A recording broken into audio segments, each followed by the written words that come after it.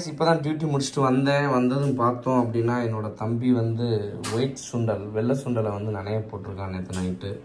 So okay இன்றைக்கி என்ன சமைக்கலாம்னு யோசிச்சுட்டு வந்திருக்கும் போது அவன் வெள்ளை சுண்டல் நனைய போட்டிருக்கான். ஸோ வாங்க அதை எப்படி பண்ணலாம் அப்படிங்கிறத பார்க்கலாம். சுண்டலை வந்து ஒரு 3 டைம்ஸ் நல்லா வாஷ் பண்ணியாச்சு. வாஷ் பண்ணிவிட்டு இதை குக்கரில் ஒரு 6 இல்லை 7 விசில் வச்சுக்கலாம். ஸோ குக்கரில் இதை ட்ரான்ஸ்ஃபர் பண்ணியாச்சு. ஓகேங்களா? ஸோ அந்த ட்ரான்ஸ்ஃபர் பண்ணிவிட்டு இந்த சுண்டல் முங்குற அளவுக்கு நம்ம இதை தண்ணி ஊற்றணும்.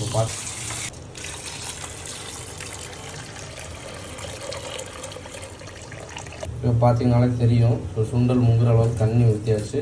ஸோ இதில் வந்து நம்ம 1 ஸ்பூன் உப்பு போட்டு நம்ம இதை ஒரு 7 விசில் வைக்கலாம்.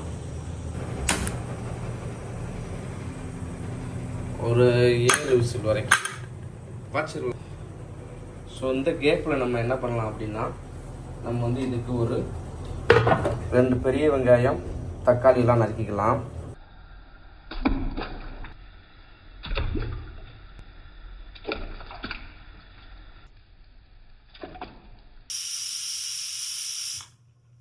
ஸோ குக்கர் விசில் அடிக்கிற கேப்பில் நம்ம வந்து பெரிய வெங்காயத்தை பொடிசாக நறுக்கியது 2, அதுக்கப்புறம் ஒரு 4 பச்சை மிளகாய் நேரம் நறுக்கி வச்சுக்கோங்க. பின்ன ஒரு 2 தக்காளியை நீட்டாக நறுக்கி வச்சுக்கோங்க. ஸோ 7 விசில் அடிச்சிருச்சு. நம்ம இப்போது அடுப்பை ஆஃப் பண்ணியாச்சு. ஸோ நம்ம இதெல்லாம் ஃப்ரை பண்ண ஆரம்பிக்கலாம். ஸோ நான் வந்து சுண்டல் குழம்பு அப்படிங்கிறனால வந்து தேங்காய் எண்ணெய் ஊற்றுறேன். ஸோ உங்களுக்கு நல்லெண்ணெய் இல்லை கடலெண்ணெய் எதுனாலும் ஊற்றிக்கோங்க. அதுக்கப்புறம் பார்த்திங்கன்னா பெருஞ்சீரகம், பிரியாணி இலை, பின்ன அந்த பட்டை 2 3 4 ஏலக்காய் இதெல்லாம் போட்டுக்கோங்க. ஆப்ஷனல் தான், பட் ஆனால் நான் எப்போவுமே எல்லா கறிக்குமே கடுகு போடுவேன். Because it's my favourite. So அதனால் கடுகு போட்டு கொஞ்சம் அது நல்லா வெடிக்கட்டும்.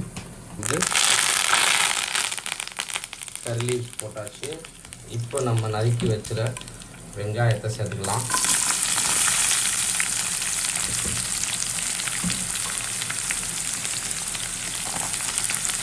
இது நல்லா ஃப்ரை ஆகட்டும்.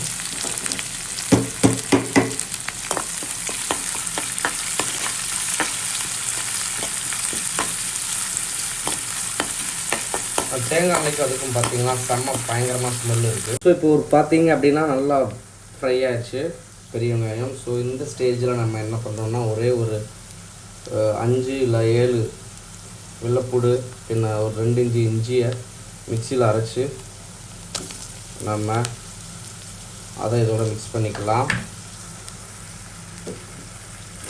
சுண்டலையே நம்ம 2 விதமாக பண்ணலாம். ஒன்று வந்து புளிக்குழம்பு மாதிரி, இன்னொன்று வந்து நம்ம வந்து மட்டன் குழம்பு மாதிரி.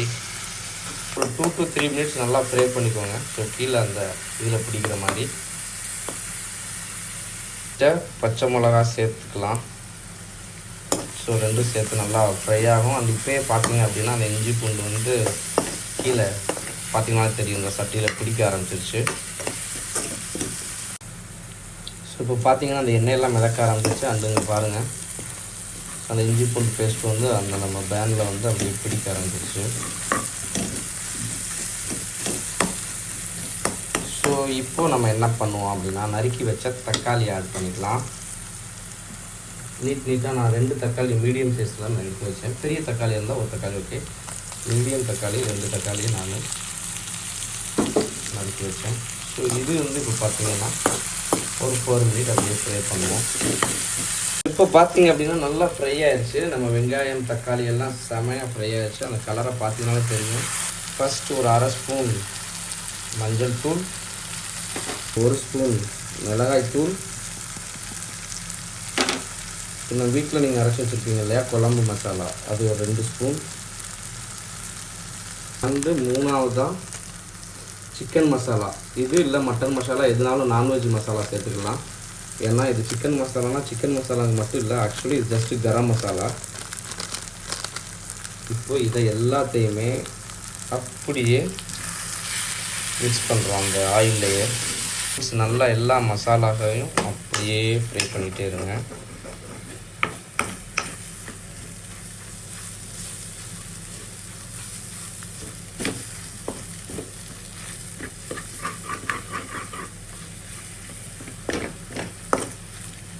இப்போ பார்த்தீங்கன்னா ஒரு பேஸ்ட் மாதிரி இருக்குது.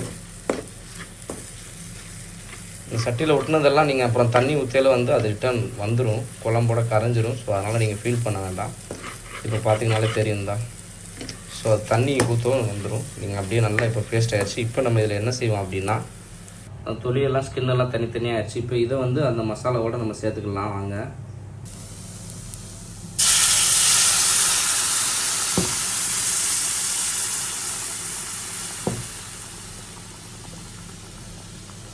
ஸோ அந்த சுண்டல் வேக வச்ச தண்ணி அப்படியே இதில் நீங்கள் வந்து சேர்த்துடணும். அண்டு ஏற்கனவே நம்ம சுண்டல் வேக வைக்கும்போது உப்பு சேர்த்துருக்கோம். நான் இது வரைக்கும் இந்த மசாலா எதுலேயுமே உப்பு சேர்க்கலை. ஸோ லாஸ்ட்டாக நம்ம பார்த்துக்கலாம். அப்படியே ஒரு 5 மினிட்ஸ் கொதிக்கட்டுங்க. இதில் நம்ம வந்து தேங்காய் அரைச்சி ஊற்றிக்கிடுவோம். அந்த தேங்காய் அரைச்சி ஊற்றும் போது தேங்காய் காலி ஆயிடுச்சு. இப்போ தான் ஒரு முழு தேங்காய் வந்து உடைச்சேன். அண்டு உடைச்சிட்டு தேங்காய் தண்ணி, இவ்வளோ தேங்காய் தண்ணி இருக்குது. சின்ன வயசில் எங்கள் ஆச்சி வீடு எங்கள் வீடும் பக்கத்தில் இருக்கும். ஸோ எங்கள் அம்மா கிச்சனில் தேங்காய் உடைச்சாலோ இல்லை எங்கள் ஆச்சி கிச்சனில் தேங்காய் உடைச்சா அந்த தேங்காய் உடைக்கிற சவுண்டு கேட்டுச்சுனாலே நானும் என் தம்பி எல்லோரும் ஓடுவோம் இந்த தேங்காய் தண்ணிக்கு சண்டை போட்டுக்கிட்டு. பட் ஆனால் பாருங்கள், இப்போ வந்து தண்ணி நிறையா இருக்குது, ஆனால் சண்டை போடுறதுக்கு யாருமே இல்லை. ஸோ அதனால் உங்கள் கூட யாரும் சண்டை போட்டாங்க அப்படின்னா it's okay, it will be one day in beautiful memory. ஓகேங்களா? ஸோ அப்படியே பார்த்தீங்கனாலே குழம்பு நல்லா கொதிக்குது. அந்த எண்ணெய்லாம் மேலே மிதக்க ஆரம்பிச்சிச்சு. ஸோ நான் தேங்காய் ஒரு அரைமுறி தேங்காய், பின்ன கொஞ்சோண்டு பெருஞ்சீரகம். அப்போ கொஞ்சோண்டுனா ஒரு 30 பீஸ் 40 பீஸ் எண்ணெய்னா, இல்லாட்டி கொஞ்சமாக எடுத்துக்கோங்க. பின்ன ஒரு 4 முந்திரி பருப்பு இதை சேர்த்து அரைச்சி நம்ம அதில் ஊற்றிக்கலாம். மிக்ஸ் பண்ணிக்கலாம். ஆப்ஷனல் தான், பட் ஆனால் தேங்காய் கண்டிப்பாக அரைச்சி ஊற்றினீங்க அப்படின்னா அது நல்ல ஃப்ளேவர் கொடுக்கும். இது வந்து சோறுக்கு, சப்பாத்தி, இட்லி, தோசை எல்லாத்துக்குமே வச்சு சாப்பிட்லாங்க. அவ்வளோதான். இன்னும் ஒரு 5 மினிட்ஸ் கொதிக்கட்டும். இதை நீங்கள் இறக்கிடலாம். ஸோ இப்போ பார்த்தீங்க அப்படின்னாலே நல்லா ரெடி ஆயிடுச்சு உங்களுக்கு கறி.